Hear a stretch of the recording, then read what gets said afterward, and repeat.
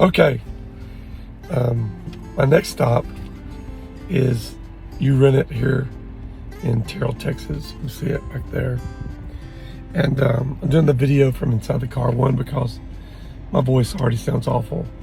Secondly, there's equipment everywhere running, and there's a highway right here in front. It's just loud, the wind's blowing, and it's 100 degrees. So I thought I'd come in here and do the video in my car.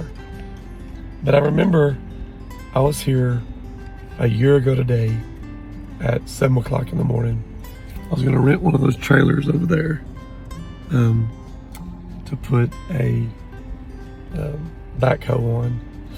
And so I was at the front desk, and I remember thinking, because when you rent the trailer, you're having to move stuff around and all that good stuff. And I remember thinking, I don't know how I'm gonna lift or move anything, because I just couldn't.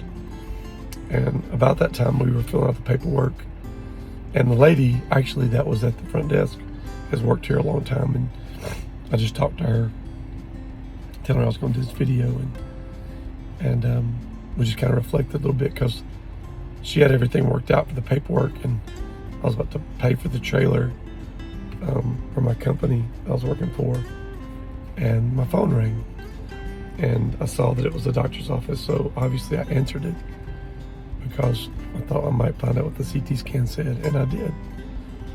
And I'll never forget my doctor. It was the main doctor in my clinic.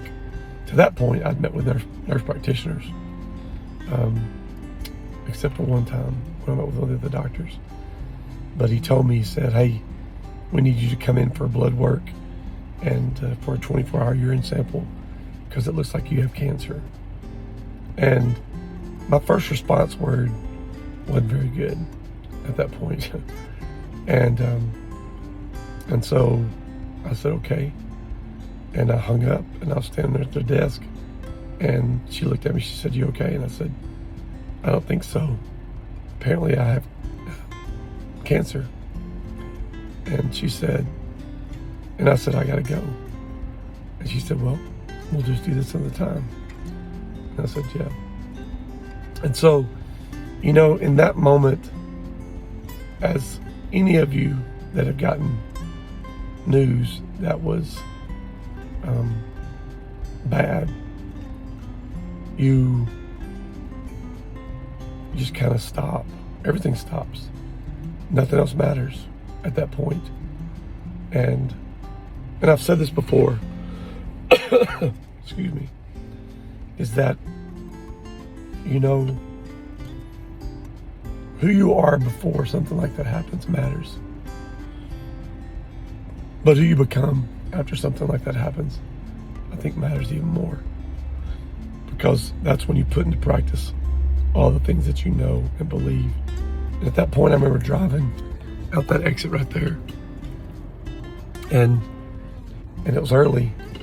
And the first place I wanted to go was home, because I wanted to talk to Donna, my wife. And I remember the drive home just was weird, because, like I said before, never in a million years did I dream that it would be cancer. We didn't even know what multiple myeloma was. And so, this is where, really, that morning of July 27th, where it all began. And I know that many of us, and all of us at some point, have to face bad news, unexpected news, life-altering news. And that day was no different. And I believe that, when I think about where I am today, sitting here in the same spot, and where I was a year ago, I'm thankful. I'm thankful for the path that God put me on. I'm thankful for the people that He surrounded me with, which we'll talk more about.